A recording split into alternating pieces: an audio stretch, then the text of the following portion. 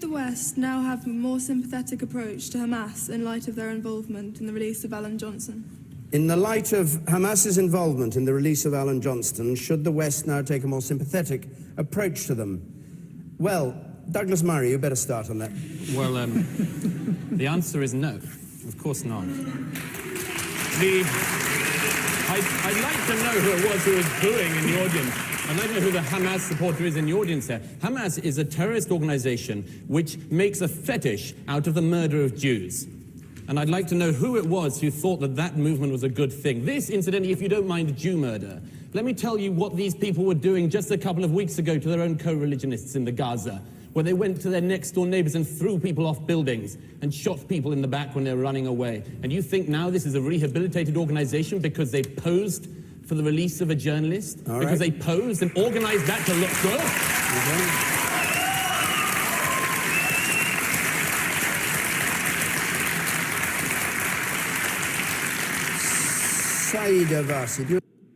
Douglas Murray on freaking fire, folks. Freaking fire. Literally. Velvet glove to the audience. Velvet glove. Smackola. Absolutely. Challenging the audience, saying, I want to know who that Hamas sympathizer was that was clapping for that thing. Absolutely. And he just basically laid it out on a line in about less than a minute there, excoriating the audience beforehand, saying that, oh, they're rehabilitated. They let go of one person, and now they're rehabilitated. They're not going to do anything anymore. They're going to be friendly with us now. Amazing, folks. Amazing. Let's continue.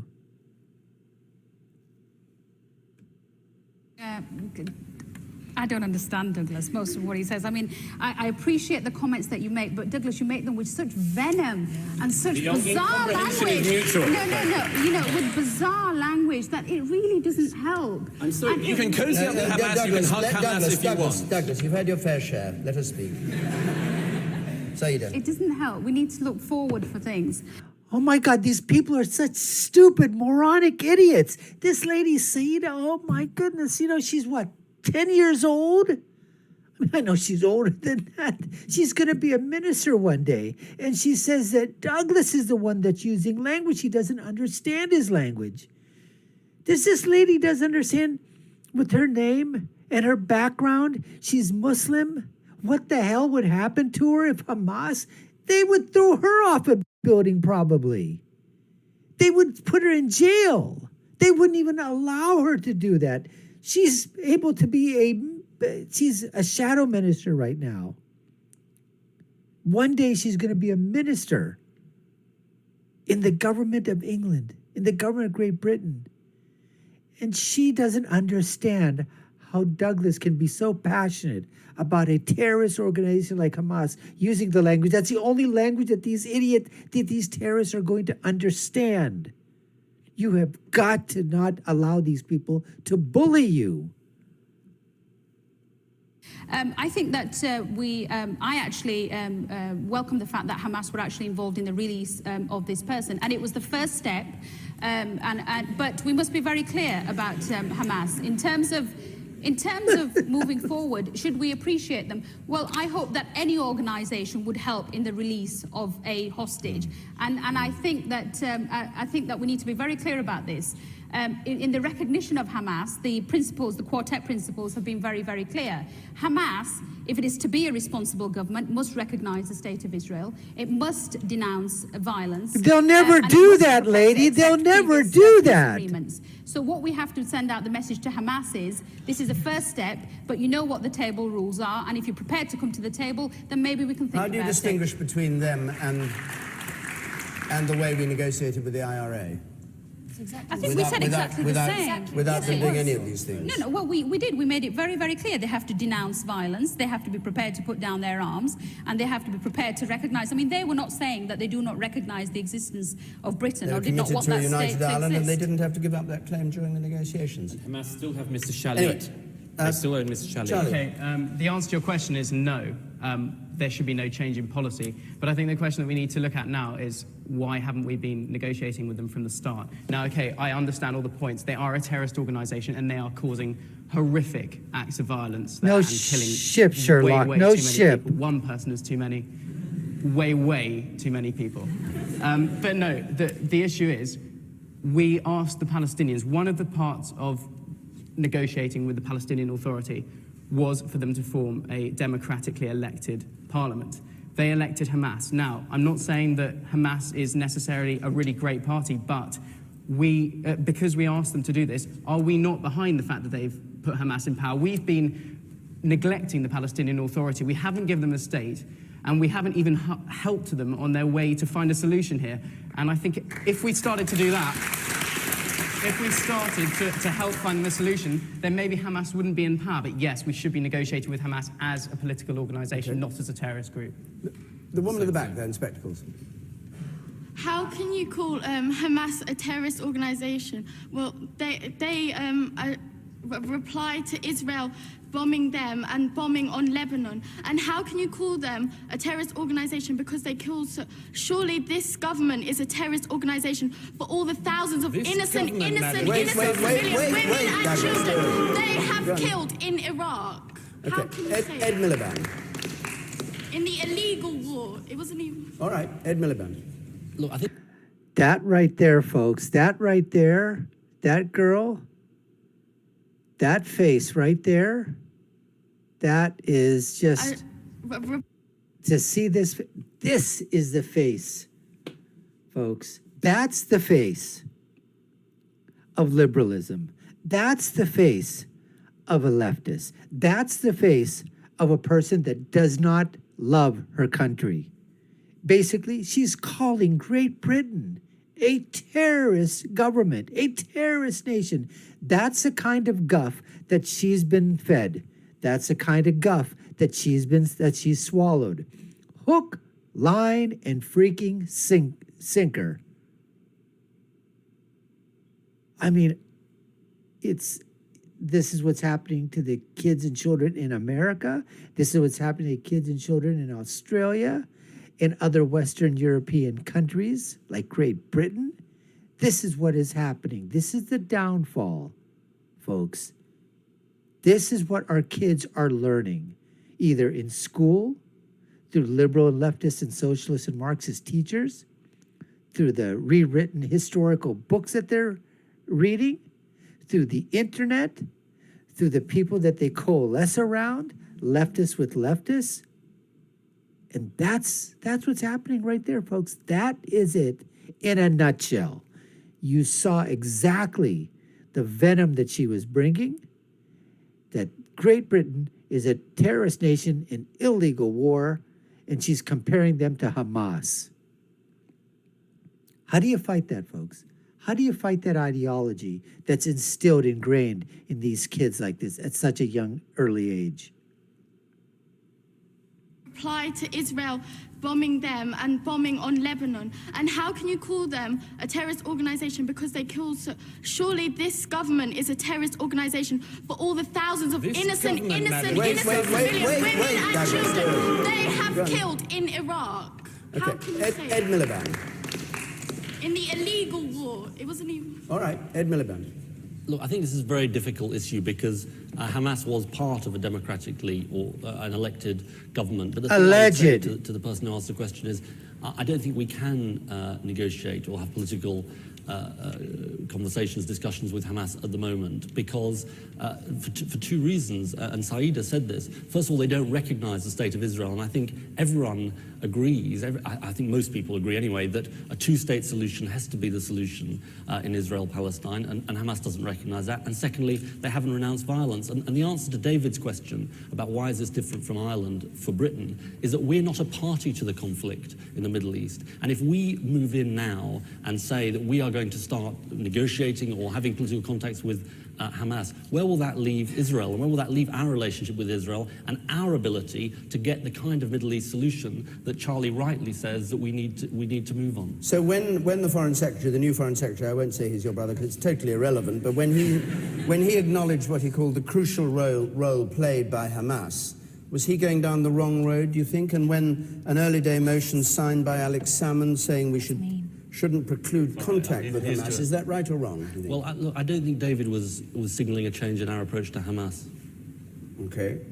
You're so mean. Ask him to talk about his brother. This is blood brothers. I can't not ask him because it's his brother. No, He's the foreign secretary. He keeps doing it. He keeps doing it. Don't speak to a minister about his brother. My opinion is, Poppy, let's get back to the question. That is, I think that wouldn't it be great some point in the future, whoever thought in our lifetime we'd see peace in Northern Ireland? I know we were involved in that in some way, but wouldn't it be great if at some point negotiations could happen, diplomacy could happen, and Israel and Palestine could join together and talk and try and work it out? I know this all seems mad, but I never thought there'd be peace in Northern Ireland in my time, and that we wouldn't be fearing terrorist bombings in London on a daily basis from the IRA. I just never thought that would happen, and it did. So these mad things could happen. Okay, the woman there on the right, yes. I have to say, it's no wonder Hamas was smiling yesterday. Britain has made a huge concession to them. We always said we would never negotiate with terrorists, yet the BBC mobilised a huge, who is supposed to be the British Broadcasting Corporation, mobilised a huge international movement to negotiate with these people. No wonder they were smiling. From their perspective, we've made a huge concession. Before it gets even further, we need to take back our firm stance against Hamas and ask them to release Gilad Shalit, get them to deal with the Israeli MIA. Yes, yes, yes! Yes! Just to clarify this, you don't think the BBC should have tried to get its reporter sprung? It should have left him imprisoned, not with Hamas, it has to be said, but with another group within Obviously, Gaza? the release of Alan Johnson is a good thing, but you have to it has to be taken into consideration that in order to secure that release, a lot of back channels, a lot of back doors were used, and Britain stood down from its stance. A concession's been made before. In 1948, Britain couldn't cope anymore, and it left Palestine. It left it in a mess. This time, we cannot make a mistake. We have to keep a firm line to get a secure and solid two-state solution for both countries to exist in harmony. Okay. The man on the left there, yes, you sir, waving. There's a real inconsistency in the way that most people treat, especially the last speaker and Douglas and others, treat Israel and Palestine. And that is actually, we support Israel. We sell them arms. We sell them weapons. We've continued to trade with Israel through the EU. And actually, Charlie, not only did we reject Hamas after they were democratically elected, but we actually cut off the budget of the Palestinian Authority. So we are not a neutral party in this. We've supported Israel for years. And I don't think that's been recognised by people in the debate so far. And the person in the front here, in the very front row, in pale blue shirt. Why should we be negotiating with a terrorist organisation? Because if we go easy on Hamas, surely they're just going to be pushing their borders further and further, using more terrorist techniques until they get what they want. Okay. And you, not shaking your head in disagreement here. You disagree with what he said? I think it has to be recognised that the suffragettes were a terrorist group. Nelson Mandela was a terrorist group. Thank God we negotiated with them. Thank God we got democracy for them. Okay.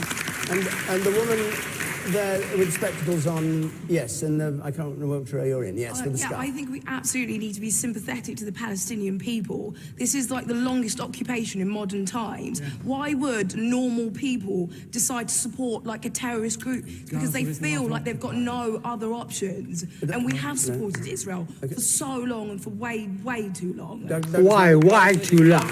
Why too long? And to make the equivalent between the suffragettes never got onto a bus and tried to blow it up and kill as many people as possible. If they did, women might not have the vote. Okay. The man in blue. There. I'll come to you, Charlie. Did you see? We got to go back there, folks. You just got to go back. You got to see that kid. Douglas just literally, wiped that smug social justice warrior, virtue signaling smile off that young kid's face. I mean, it was absolutely precious moment to behold. Precious. Let me just go back in time and see if we can see that happen again. And we have supported Israel for so long and for way, way too long. Douglas Murray? Gaza is not occupied. And to make the equivalent between the suffragettes never got onto a bus and tried to blow it up and kill as many people as possible. If they did, women might not have the vote. There it is. There it is. Look at his Look at his eyes, folks. Look at his eyes. Look at his lips. He is literally, literally, he had no idea what was coming his way when he put that thing with the suffragettes. I was going to say something before, but it went by so fast that Douglas Murray literally took the words out of my mouth, okay, just took it right to this kid here. That is an unbelievable frame picture, folks. Unbelievable. Let's continue. Okay, the man in blue there. I'll come to you, Charlie. Man in blue there. Let's be clear, Hamas has a popular mandate to rule the Palestinian people. Does this mean that every Palestinian is a terrorist facilitator? Should we just eliminate all of them? Because by calling them a terrorist organization, you're obviating the possibility of negotiating with them. If you just call them a terrorist organization, they're in charge of the country. Does that mean we should wipe out Palestine? Don't say they speak for the Palestinian people. Hamas and Palestinians are different. They've been elected democratically. No, they haven't been elected. It's allegedly. Number one, they do speak for the Palestinian people because they were democratically elected.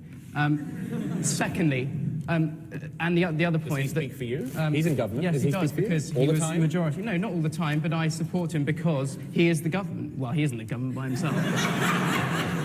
He and the foreign secretary of the government. Yeah. Him and his brother rule our country, yeah. And on the other point that you made about the Gaza Strip not being occupied, yeah. No, it's not occupied anymore, but it is surrounded, and all exports are being controlled, and there's water controls, and the airspace is being controlled, and they don't have access to the sea.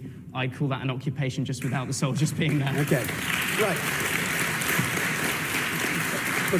We're going to move on, but just before we move on, this is the last question time in this current series. Now, we're going to be back for aficionados of question time late in September in Brighton, where the Liberal Democrats are going to be having... Well, that was fiery and that was passionate, and Douglas Murray got his, points in there, along with some of the people in the crew. There's that young man over there. If you take a look, he still looks like he's doesn't know where he's at, what happened to him or whatever. But anyways, once again, showing how passionate this question becomes. And the young people out there, and you know what? Let's not just say it's just the young people, folks. It's not just the young people. We've got the elderly. We've got, the people in between. They're also been fed a whole bunch of misinformation as to what's happening, because it's just so easy to be swayed, to say, oh, you know what? Yeah, they did something nice. What would that be? That would be like Hitler letting a few people go. And then we say, oh, but forget about the other stuff that Hitler and the Nazis did. They did let, 10, 15 people go. And that's exactly what the equivocation which is over here. Because they let go of one hostage. Hamas, a terrorist organization, let go of one hostage. And now all of a sudden, they're, just a stellar organization. They should be brought to the table, to be at the table with other nations on an equal footing. And everybody goes back and forth. They go back and forth. They have no freaking clue. See that they were democratically elected. You can't be democratically elected if you're democratically elected by force. If you're the only body there that has the guns, that has the fear, that has the violence on your side. And then just explain to me that after the elections were over, why was it that their opponents mysteriously went away? Did they go on vacation to the Bermudas? Did they go to the Hamptons? Were they out in the Caribbean? No, they were 6 feet under because Hamas killed them, threw them off of buildings, shot them in the back, killed them in their homes, raped their women, and killed everybody. So what are you doing now as a Palestinian?